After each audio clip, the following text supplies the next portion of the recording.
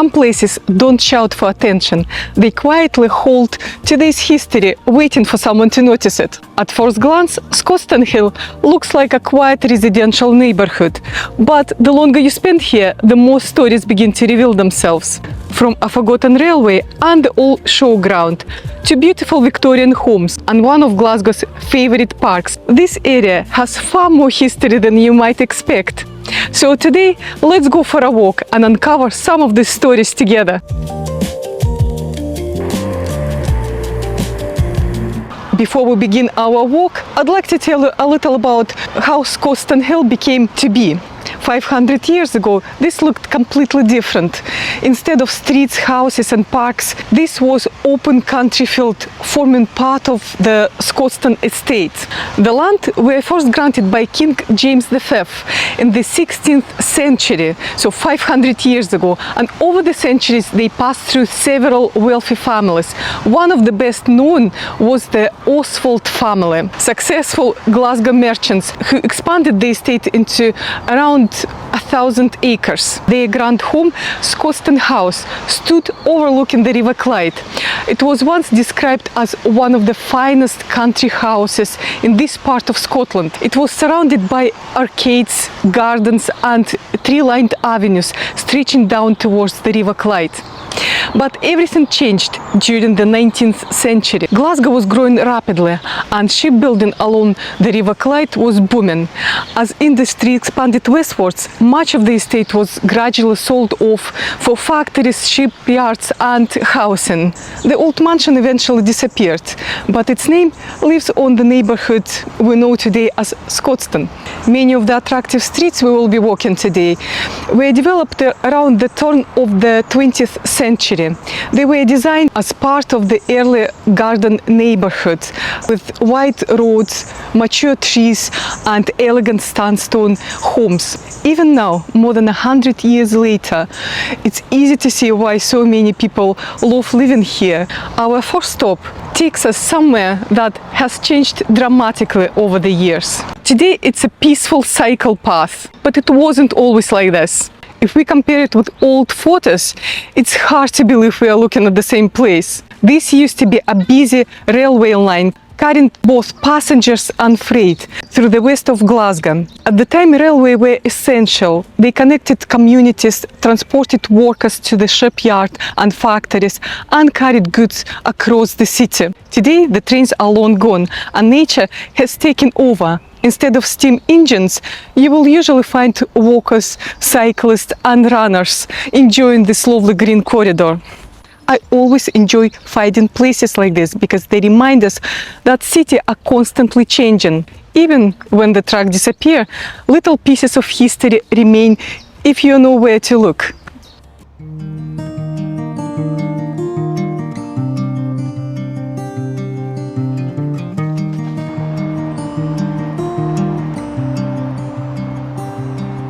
You want to know? Oh, anything about these pigeons? Right.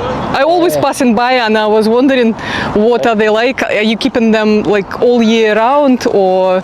Some of them, them and they're showbirds there for breeding. Up there competition. Did you win any competitions? See the big boy there with a hat on? Right, that's his department. He keeps them, he breeds them for show. I don't take it and teddy with it. Okay. Right, my department's up the stairs for getting the birds out. It's competition, right? You've been to dancing, ain't you? Dancing, of course. See, when it comes to Saturday and Sunday, you get you mate them the day, right? And then Saturday and Sunday, they've not seen their partners for 2 or 3 days. So you put a female out to attract a male. Oh, right. They're so excited. Aye. Right. I might lose 8 or 10 there. The boy there might catch 6 or 7 off me. It's a sport. Without the sport, we wouldn't turn up. Right. Do they look different? Aye, they're all different. Can I have a look closer? Is that right? Just outside here. There's a wire door there. Open the wire door and you can get inside and you can phone them if you want. God, I don't want to disturb them. Don't worry about it. Open the wire door. You can get inside and you can phone them. Thank you very much. Thanks a lot. Right, what's your name? Sorry. People call me Hockey. Hockey? Hockey. Hockey, I'm Elena. Nice to meet you. All right, Bob. How you doing? Let's see those pigeons. Oh, they're a little bit scared of me. Are they beautiful? Some of them just white. Hello. And here's the door. Anyone can get in actually. So let's go in and have a look. Just don't forget to close the door after yourself. Okay. Oh, look at them. I don't know. I'm sure they're fine. But it's such a small cages. Oh, hello. Hello. Oh, yes, you're beautiful. Yes, you are.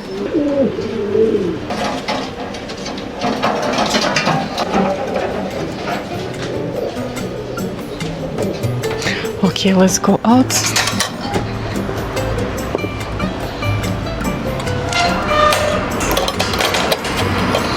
And it's a lot of raspberries growing in here.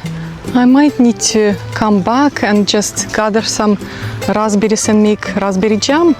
Also another tip, you can gather these leaves and make tea out of it. It's delicious actually.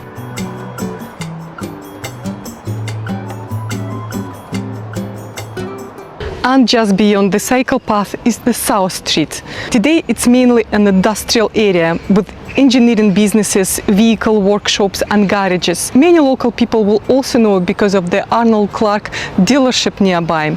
But industry has shaped this part of Glasgow for well over a century. Just a short distance from here is the River Clyde, where generations of Glaswegians built ships that traveled all over the world. The shipyards weren't simply places of work. They shaped entire communities. My late father-in-law spent his whole working life in shipyards, and I also know many other people who worked there. Listening to their story over the years has given me even more greater appreciation of just how important shipbuilding was to Glasgow. It's quite remarkable to think that while we are standing here today in a quiet residential neighborhood, thousands of workers once traveled through this area every single day to this way to the yard.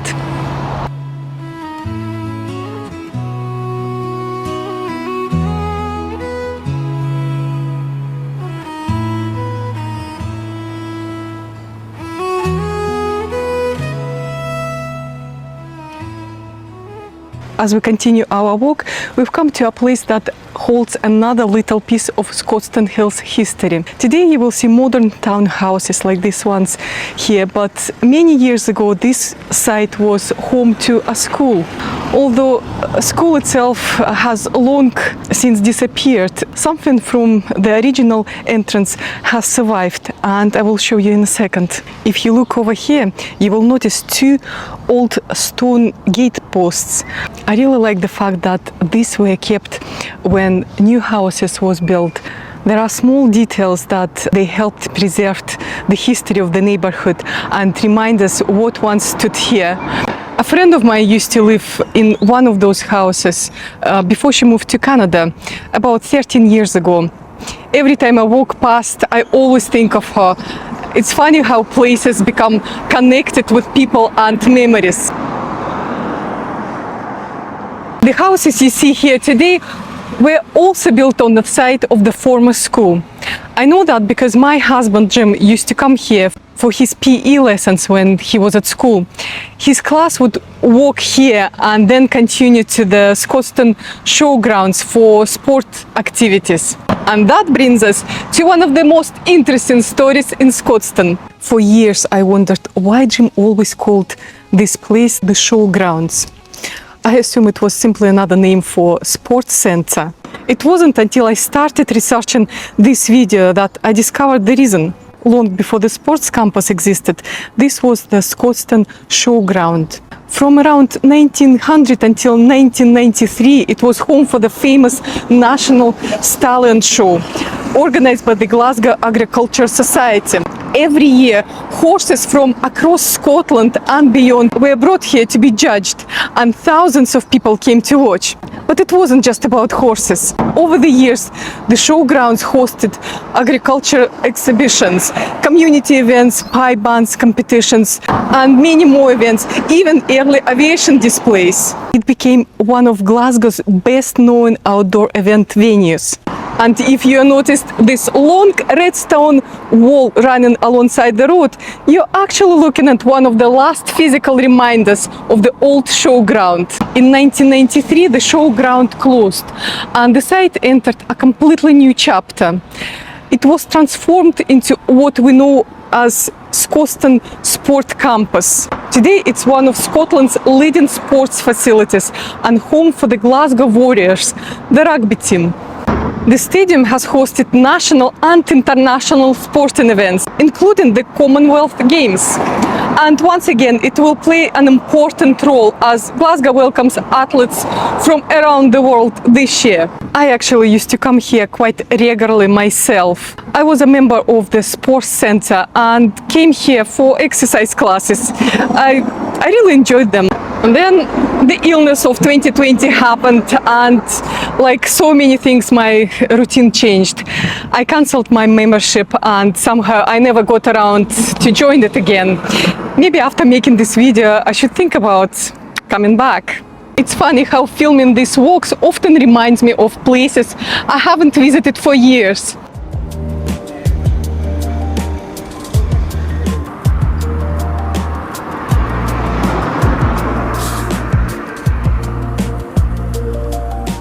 From here, we're leaving the sports campus behind and heading into one of my favorite parts of Scotstounhill. The beautiful Victorian streets are just ahead, and every time I walk here, they reminds me of very first year in Scotland. This area has a completely different feeling. The busy sport facilities and industrial surroundings are replaced by quiet streets, mature trees and beautiful Victorian sandstone houses. One of the things that has always impressed me about Scotstounhill is the architecture. When I first arrived in Glasgow almost 20 years ago, I remember my husband and I passing through these streets and I noticed these houses straight away. They really caught my eye. There was something about them that felt very special. The sandstone, the large windows, the gardens and traditional Victorian design create a sense of elegance and performance. These houses were built during a time when Glasgow was expanded rapidly and west of the city was becoming an attractive place for people who wanted to live away from the busy industrial center while still being close enough to work. So many of these homes have now stood here for more than 100 years, but I always find myself wondering about the people who lived here. Of course, every house has its own story. And as we walk along these streets, I'd like to share the story of one particular house that I know a little bit about.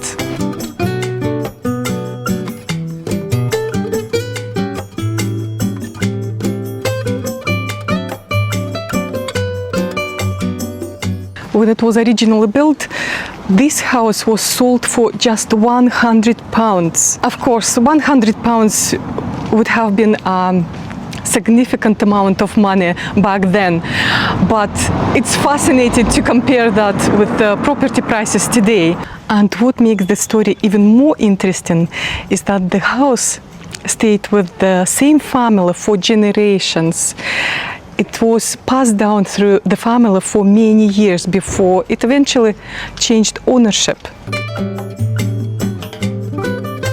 Today, houses of this type are highly desirable. Looking at the property prices sales in this area, similar homes have reached prices of around £500,000 now. It really shows how much Glasgow changed over the years. But I think what makes these houses truly valuable is not just these prices, it's the history they carry. They have been homes to generations of families, and they are part of the story of this neighborhood. If I didn't know better, I would think we're somewhere at the seaside. It's so many seagulls around.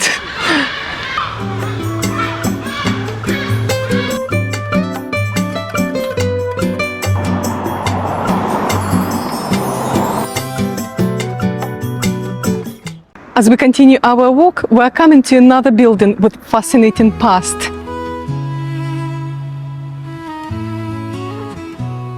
At first glance, it looks like a beautiful old residential building, but it wasn't always apartments. This was originally the Glasgow institution for orphans and destitute girls, which opened here in the late 19th century. The institution was created to provide a home, education and support for girls who had lost their parents or were living in difficult circumstances. At the time when there was very little support available for vulnerable children, places like this played an important role in society. Over the years, the building purpose changed. It later became a residential home caring for both boys and girls, before eventually being converted into private apartments. I always like seeing historic buildings being preserved and given a new life, although the purpose of this building has changed completely, but its walls still hold the memories of many children and young people who passed through here.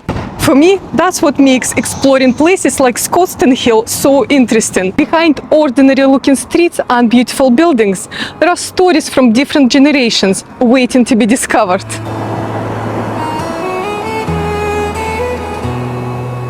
Okay, so from here we're heading towards one of Glasgow's most loved green spaces, VictoriaPark. From the streets of Scotstounhill, we are now arrived at one of the most beautiful green spaces in the west of Glasgow, VictoriaPark. This is the place that has always had a special atmosphere. It's somewhere people come to walk, relax, spend time with this family and simply enjoy being outdoors. VictoriaPark covers around 50 acres and is located between Scotstoun, White Inch, Jordanhill and Broomhill. I have visited this park many times over the years, and every time I come back, it brings back memories. I remember coming here quite often and enjoying the peaceful atmosphere of the park. In the past, there seems to be more flowers displayed, and the park always felt very colorful and beautifully maintained. Unfortunately, it's not the case these days. Unfortunately, it's hardly any flowers now. And that's how it used to be in the past.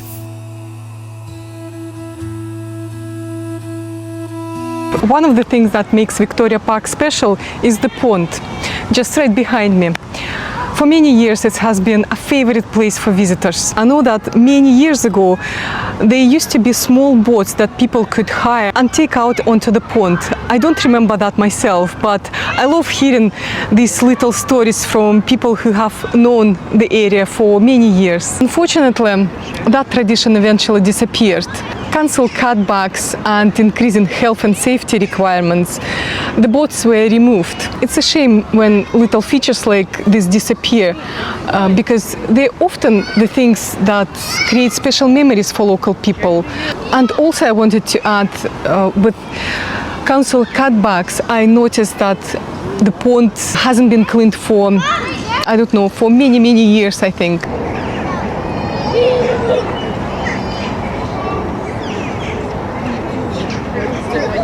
One of my favorite features here has always been flowers, like the one part of the garden with beautiful roses, especially during the summer months when everything is in bloom. And every year a traveling circus comes to the park, bringing excitement and entertainment for families. It has become a little tradition that many local people look forward to. But VictoriaPark is not only beautiful because of its garden and wildlife, it also has a fascinating story hidden beneath the ground.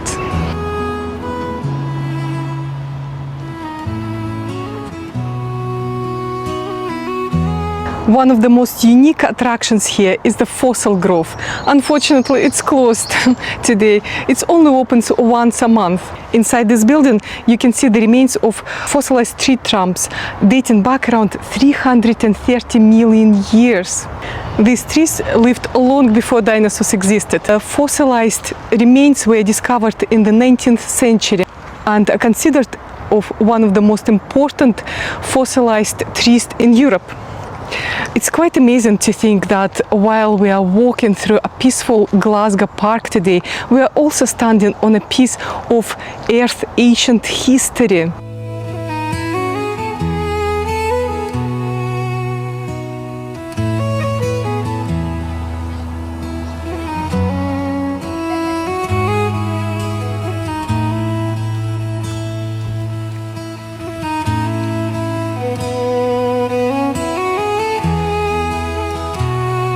And I think that's what makes Victoria Park so special. It's not just a green space, it's a place where different layers of history comes together, from ancient forests to Victoria Park design, to the memories of generations of local people who have walked these paths. After exploring Scotstounhill and Victoria Park today, I hope you have enjoyed discovering some of the stories hidden around this part of Glasgow. Sometimes the most interesting places are not always the famous landmarks. Sometimes they are the streets, parks and buildings that quietly hold on to this history. Thank you so much for coming along with me on this walk today. I hope you enjoyed exploring this part of Glasgow. And if you did, give this video a like and share with someone. And also, if you're new here, I'd love you to subscribe to my channel. Thank you so much for watching, and until next time, bye for now.